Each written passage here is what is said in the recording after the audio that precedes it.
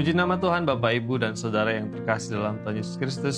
Sangat bersyukur di kesempatan yang baik dan diberkati ini bisa menyapa setiap saudara dimanapun berada. Kiranya anugerah, kebaikan, dan kemurahan Tuhan atas kita semua. Izinkan saya di kesempatan yang diberkati Tuhan ini mengajak kita berpikir bagaimana supaya iman kita terus bertumbuh. Tidak hanya stuck dan berhenti dalam satu level saja, tapi terus bertumbuh dan bertumbuh dan bertumbuh. Dan di kesempatan yang diberkati ini izinkan saya mengajak kita semua merenungkan satu bagian firman Tuhan yang saya beri judul bertumbuh melalui komitmen. Bagaimana komitmen kita itu bisa menjadi alat atau juga menjadi bahan bakar supaya iman kita terus bertumbuh. Firman Tuhan yang ingin saya bacakan adalah Matius pasal yang ke-8 ayat 19 dan 20 yang berkata, "Lalu datanglah seorang ahli Taurat dan berkata kepadanya, 'Guru, aku akan mengikuti engkau kemana saja engkau pergi.' Yesus berkata kepadanya, 'Serigala mempunyai liang dan burung mempunyai sarang, tetapi anak manusia tidak mempunyai tempat untuk meletakkan kepalanya.'" Ayat ini bicara tentang komitmen. Ketika ada orang yang mau mengikut Tuhan Yesus, kemudian Tuhan Yesus justru menyampaikan sebuah pertanyaan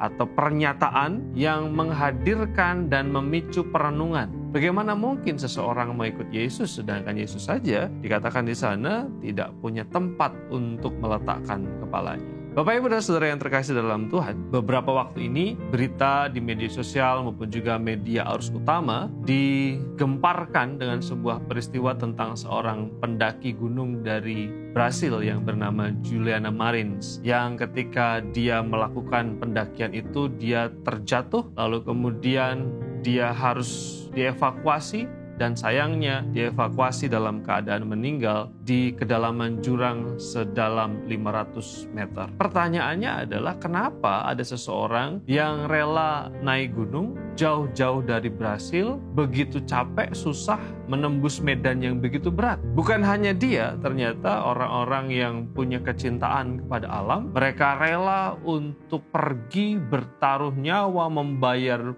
mahal untuk bisa mendaki gunung. Pendaki-pendaki misalnya yang mendaki di Gunung Everest, mereka mengeluarkan begitu banyak biaya, tenaga, resiko, bahkan nyawa mereka. Dan menurut sumber yang saya baca, ada lebih dari 300 pendaki yang meninggal di Gunung Everest. Pertanyaannya adalah kenapa ada orang-orang yang melakukan hal seperti ini? Apakah ketika mereka mendaki, kemudian ketika mereka pulang nanti membawa sebongkah emas, sebongkah berlian? Tentu tidak. Apakah mendapatkan hadiah? Tentu tidak. Mungkin kalau kita mencari-cari alasan, bisa jadi sebagai riset, sebagai petunjuk bagaimana manusia bertahan di situasi ekstrim, melakukan pemetaan dan lain sebagainya. Tapi juga kita bisa memahami bahwa ketika seseorang melakukan berbagai macam petualangan dan pendakian itu tidak ada materi yang dibawa pulang. Bahkan dia harus berkorban. Sama halnya, ketika seseorang mengikut Yesus, menjadi pengikut Yesus, nampaknya kadangkala kita harus bisa mengatakan bahwa mengikut Yesus bukan hanya bicara tentang materi yang bisa kita bawa pulang, kita dapatkan berkat-berkat yang bisa kita nikmati di sini dan sekarang ini. Tuhan Yesus sendiri mengatakan bahwa Tuhan Yesus sendiri tidak punya tempat untuk meletakkan kepalanya, bahkan keadaan dalam tanda kutip lebih buruk daripada serigala dan juga burung yang punya tempat. Mengikut Yesus bicara tentang komitmen. Ketika seseorang hanya ikut Yesus karena ada berkatnya, karena ada upahnya, karena ada apa yang bisa dibawa pulang, mungkin kita perlu bertanya, sungguhkah itu sebuah komitmen?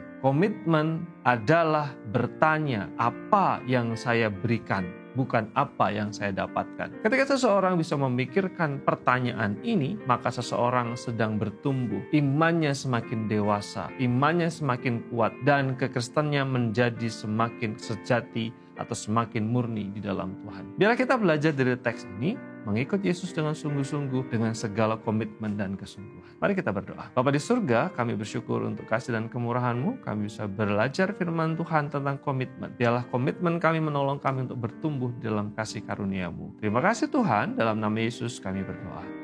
Amin.